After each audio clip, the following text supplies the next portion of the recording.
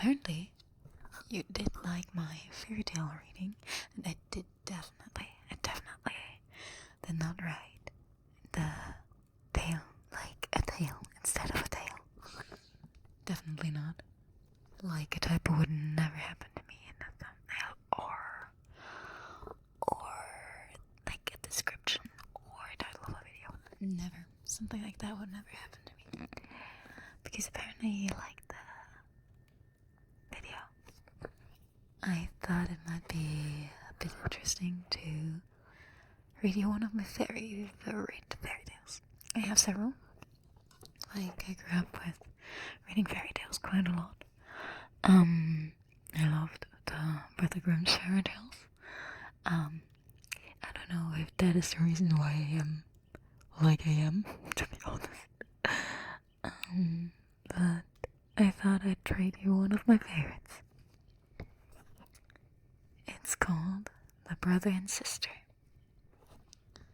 The brother took his sister's hand and said to her, "Since our mother died, we have had no good days. Our stepmother beats us every day, and if we go near her, she kicks us away. We have nothing to eat but our crusts of bread left over. The dog under the table fares better. He gets a good piece every now and then.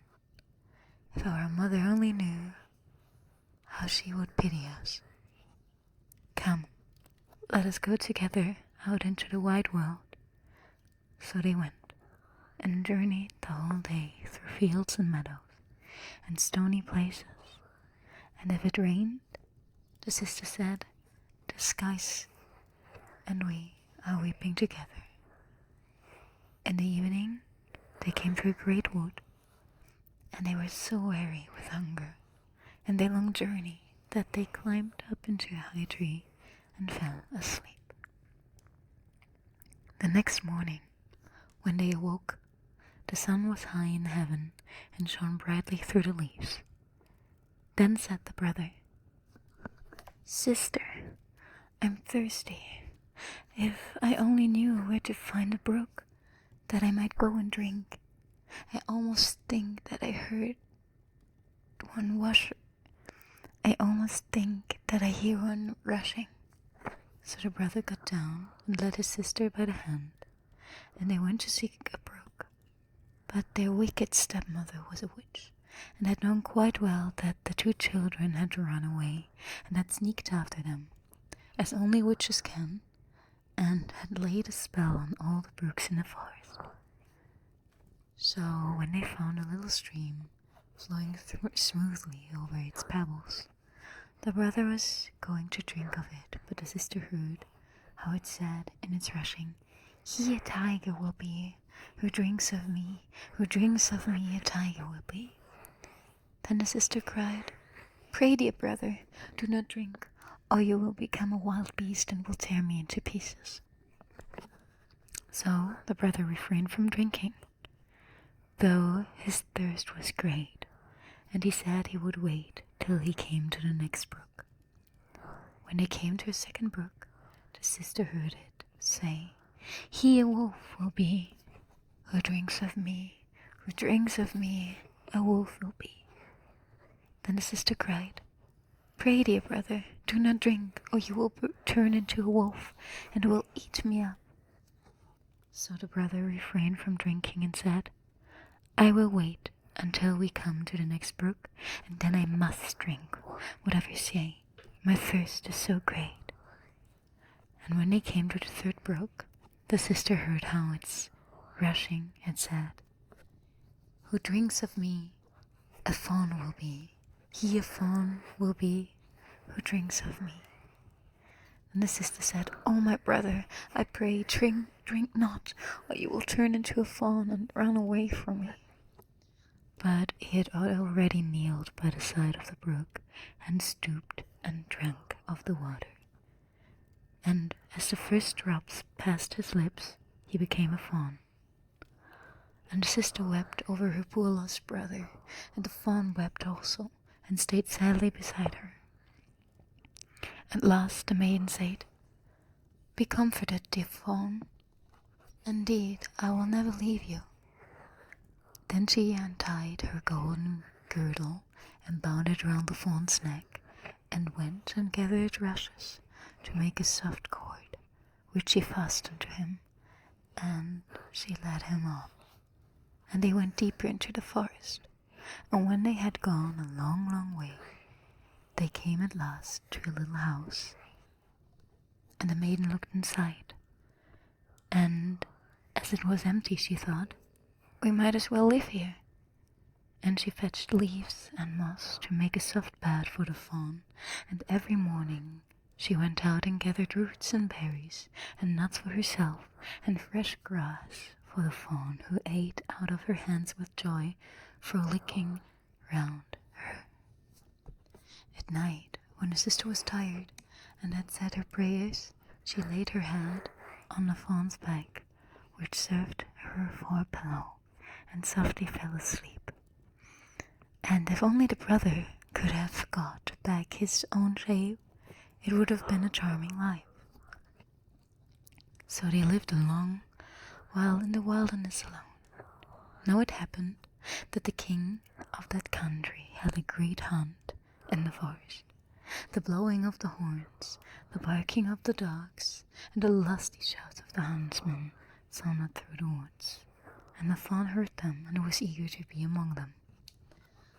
"Oh," he said to his sister, "do let me go to the hunt. I cannot stay behind any longer," and begged so long that at last she consented. "But mind," she said to him, "come back to me at night. I must lock the door against the wild hunters, so, in order that I may know you, you must knock and say, 'Little sister, let me in,' and unless I hear that, I shall not unlock the door." Then the fawn sprang out, and felt glad and merry in the open air. The king and his huntsmen saw the beautiful animal, and began at once to pursue him. But they could not come within reach of him, for when they thought they were certain of him, he sprang away over the bushes and disappeared. As soon as it was dark, he went to the little house and knocked at the door. "Little sister, let me in." Then the door was opened for him, and he went in and rested the whole night long after on his soft bed. The next morning the hunt began anew, and when the fawn heard the hunting horns and the tally-hoos of the huntsmen, he could rest no longer and said, "Little sister, let me out, I must go." The sister opened the door and said, "Now mind, you must come back at night and say the same words." When the king and his huntsmen saw the fawn with the golden collar again, they chased him closely, but he was too nimble and swift for them. This lasted the whole day, and at last the hunters surrounded him, and one of them wounded his foot a little, so that he was obliged to limp and to go slowly. Then the hunter slipped after him to the little house, and heard how he called out, "Little sister, let me in," and saw the door open and shut again after him directly. The hunter noticed all this and carefully went to the king and told him all he had seen and heard. Then said the king, "Tomorrow we will hunt again." But the sister was terrified when she saw that her fawn was wounded, and washed his foot, laid cooling leaves round it, and said, "Lie down on your bed, dear fawn, and rest, that you may be soon well." The wound was very slight, so that the fawn felt nothing of it the next morning, and when he heard the noise of the hunting outside, he said, "I cannot stay in. I must go after them. I shall not be taken easily again." The sister began to weep and said, "I know you will be killed, and I left alone here in the forest and forsaken of everybody. I cannot let you go." "Then I shall die here with longing," answered the fawn. "When I hear the sound of the horn, I feel as if I should leap out of my skin." Then the sister, seeing there was no help for it, unlocked the door with a heavy heart, and the fawn bounded away into the forest well and merry. When the king saw him, he said to his hunters, "Now follow him up all day long till the night comes, and see that you do not hurt him." So, as soon as the sun had gone down, the king said to the huntsman, Now come and show me the little house in the woods. And when he got to the door, he knocked at it and cried, "Little sister, let me in." Then the door opened, and the king went in, and there stood a maiden more beautiful than any he'd seen before. The maiden shrieked out when she saw him instead of this fawn, a man standing there with a golden crown on his head. But the king looked kindly on her, took her by the hand and said, "Will you go with me to my castle and be my dear wife?" "Oh yes," answered the maiden, "but the fawn must come too. I could not leave him."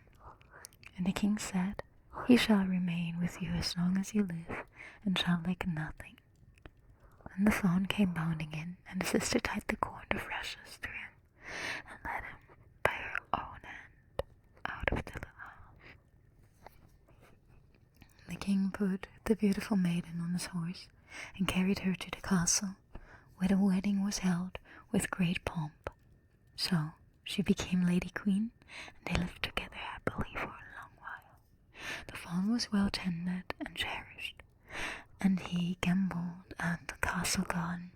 Now the wicked stepmother, whose fault it was that the children were driven out into the world, never dreamed but that the sister had been eaten up by wild beasts in the forest, and that the brother, in the likeness of a fawn, had been slain by the hunters.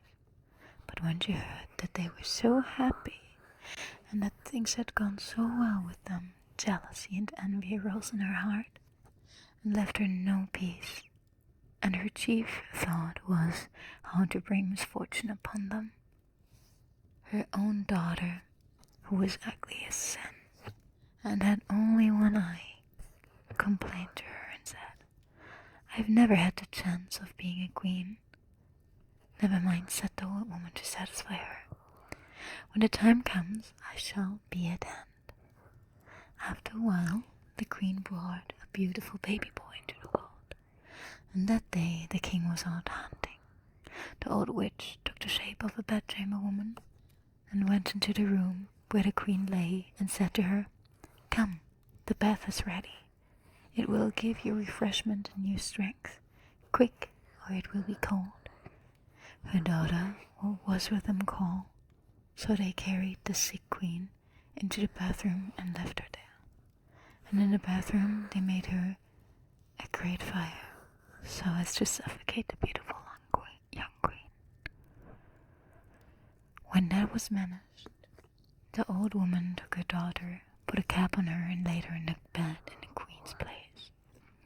It gave her also the queen's form and countenance, only she could not restore the lost eye, so, in order that the king might not remark it, she had to lie on the side where there was no eye. In the evening, when a king came home and heard that a little son was born to him, he rejoiced with his heart, and was going at once to his dear wife's bedside to see how she did. Then the old woman cried hastily, "For your life, do not draw back the curtains. Do not let light upon her. She must be quiet." Kept quiet. So the king went away, and never knew that the false queen was lying in the bed. Now, when it was midnight, and everyone was asleep, the nurse, who was sitting by the cradle in the nursery, and watching there alone, saw the door open, and the true queen come in. She took the child out of the cradle, laid it in her bosom and fed it. Then she took out its little pillow, put the child back again, and covered it with the coverlet. She did not forget the fawn either. She went to him where he lay in the corner and stroked his back tenderly. Then she went in perfect silence out of the door, and the nurse next morning asked the watchman if anyone had entered the castle during the night, but they said they hadn't seen anyone. And the queen came many nights and never said a word.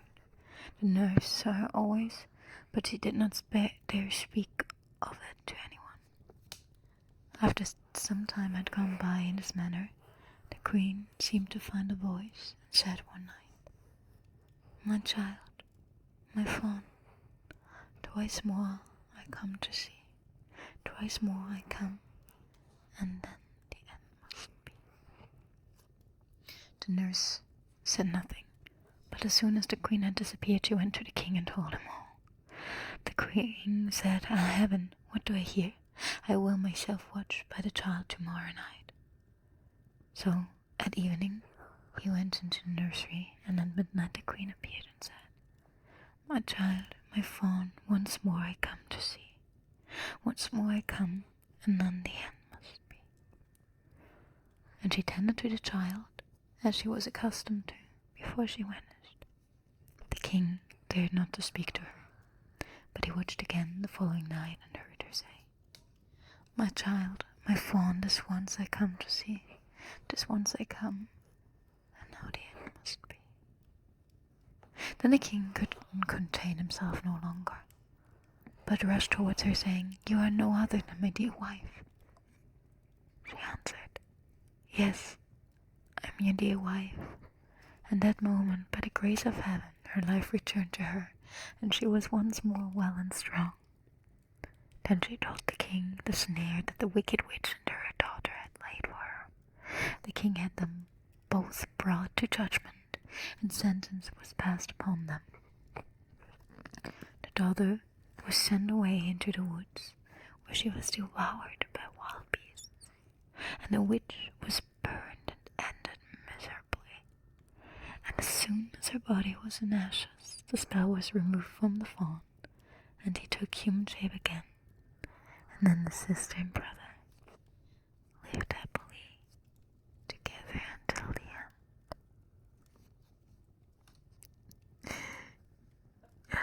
I love this one so much. It's like this typical, it's definitely kind of this typical German fairy tale. She was like, one of them was mauled by beasts and the other one was like burned at the stake. It's pretty typical for German fairy tales. I think we still have some time for another one, don't we? A shorter one this time. Maybe a little bit longer than the part one last time. Let's see if I can find one, okay? Okay, I found one, which I don't know. So I don't know how good it is, but it's called The Rabbit's Bride. There was once a woman who lived with her daughter in a beautiful cabbage garden, and there came a rabbit and ate up all the cabbages. At last said the woman to her daughter, "Go into the garden and drive out the rabbit." "Shoo, shoo," said the maiden. "Don't eat up all our cabbages, little rabbit." "Come, maiden," said the rabbit. "Sit on my tail and go with me to my rabbit hutch." But the maiden would not. Another day, back came the rabbit and ate away the cabbages, until the woman said to her daughter, "Go into the garden and drive away the rabbit." "Shoo, shoo," said the maiden. "Don't eat up all our cabbages, little rabbit." "Come, maiden," said the rabbit. "Sit on my tail and go with me to my rabbit hutch." But the maiden would not. Again, a third time, back came the rabbit and ate away at the cabbages, until the woman said to her daughter, "Go into the garden and drive away with the rabbit." "Shoo, shoo, don't eat up all our cabbages, little rabbit." "Come, maiden," said the rabbit. "Sit on my tail and go with me to my rabbit hutch." And then the girl seated herself on the rabbit's tail, and the rabbit took her to his hutch. "Now, set to work and cook some bran and cabbage. I'm going to bid the wedding guests." And soon they were all collected. Would you like to know who they were? Well, I can tell you what was told to me. All the hares came, and then the crows, who was to be the parson to marry them, and the fox for the clerk, and the altar was under the rainbow. But the maiden was sad, because she was so lonely. Get up," said the rabbit. "The wedding folks are all merry," but the bride wept and said nothing. And the rabbit went away, but very soon came back again. Get up," he said. "The wedding folk box waiting, but the bride said nothing. And the rabbit went away. And then she made a figure of straw, dressed it in her own clothes, and gave it a red mouth. She set it to watch the cattle of Bran, and then she went home to her mother. Back again came the rabbit and said, "Get up, get up." And he went down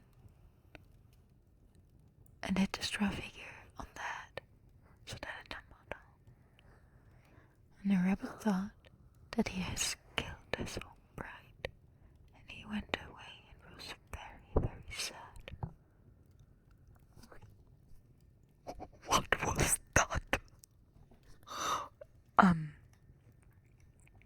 Well, I did not expect that turn when I read the title of the story. But I guess that's German fairy tales for you once again. That was something. That was something.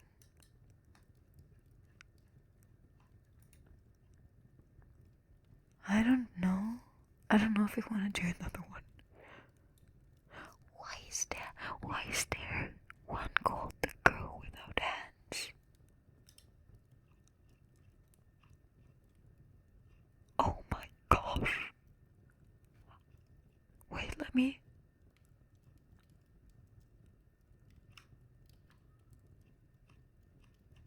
That's a pretty long one. I guess we should read The Girl Without Hands next, but not today. Not today, okay? Next time we're gonna read another one of my favorites, and then The Girl Without Hands. I'm scared of that one, but it's gonna be fine, right? My interface was actually, my new interface was actually funded over my wish list. It's not yet arrived, but I will be able to record some more good sounding heartbeat ASMR, because, like I said, my interface has been having some issues. But I hope that I can record some new heartbeat